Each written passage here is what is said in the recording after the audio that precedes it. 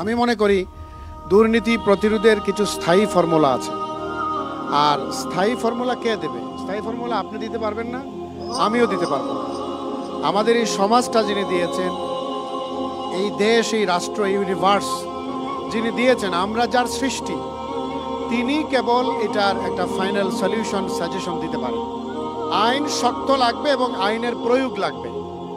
এবং as a man, আমরা যারা আছি, যে পেশায় আছি, যে কাজে আছি, আমাদের মধ্যে ভিতর থেকে আমাদের তাকওয়ার শক্তিটা আনতে হবে।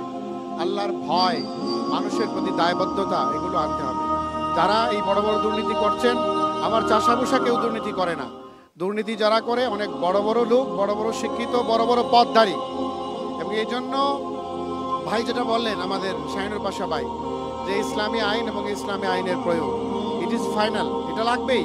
যত দুর্নীতি করছি আমাদের এই নৈতিক চরিত্র, আখলাক, আমালের অভাবের কারণে, এটা এনশিওর করতে হবে এবং আইনকে সঠিকভাবে প্রয়োগ করতে হবে। কে করলো সেটা দেখার বিষয়। দেশটা আমার, আপনার, সবার, সবাই মিলেই দেশকে গড়ে তুলতে হবে।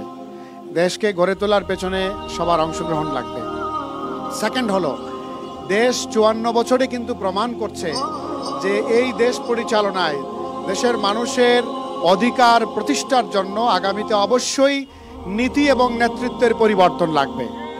আগের মতো করে নীতি, আগের মতো করে যে ধরনের নেতৃত্ব আমরা পেয়েছি, বিভিন্ন পোস্টার মার্কা বদল হয়েছে, আমাদের কিন্তু কোনো সলিউশন হয়নি। এজন্য এবার আমরা 8 দলীয় আপনার জোটের মাধ্যমে, সমঝোতার মাধ্যমে এদেশের ইসলামী শক্তি এবং দেশপ্রেমিক শক্তিকে নিয়ে, আপনাদের সবাইকে নিয়ে আমরা আগামীতে বৈষম্যহীন এবং একটা উন্নয়নের, একটা বেটার বাংলাদেশ, নতুন বাংলাদেশ গড়ে তুলতে চাই।